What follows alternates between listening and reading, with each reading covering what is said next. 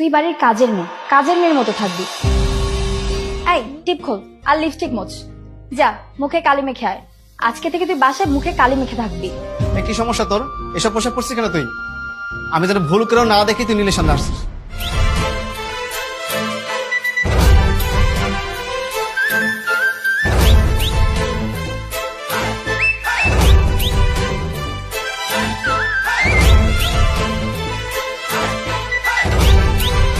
তুলি, তুলি,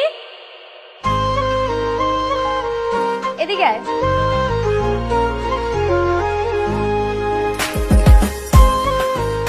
জিয়াফা, আমায় ডাকছেন?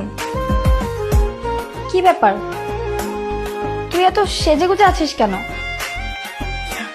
আজকে না নীল ভাই আইবা শুনলাম, এই জন্য একটু সাজগোজ করছি। নীল আসবে তাতে তোর কি? তুই বাড়ির কাজের মেয়ের মতো থাকবি। নীল আসুক আর সবুজ আসুক সেটা আমাদের ব্যাপার, তুই কেন এত সাজুগুজু করবি? আচ্ছা পর সাজবো না। এই টিপ খোল আর লিপস্টিক মোছ, যা মুখে কালি মেখে আয়। আজকে থেকে তুই বাসায় মুখে কালি মেখে থাকবি।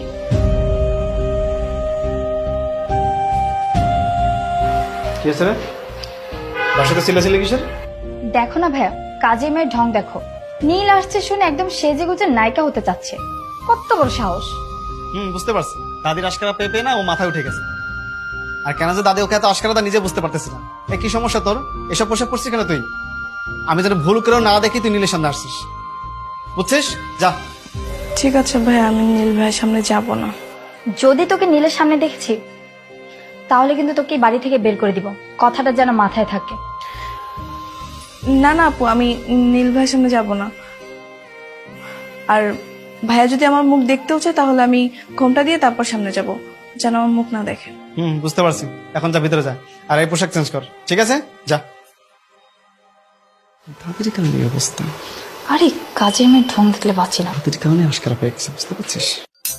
তাদের কথা তো আমার মন খারাপ হওয়ার কথা, কিন্তু মনটা আরো ফুরফুর হয়ে গেল কেন? বুঝতে পারছি, লায়লা আপুর চেয়ে আমি বেশি সুন্দরী।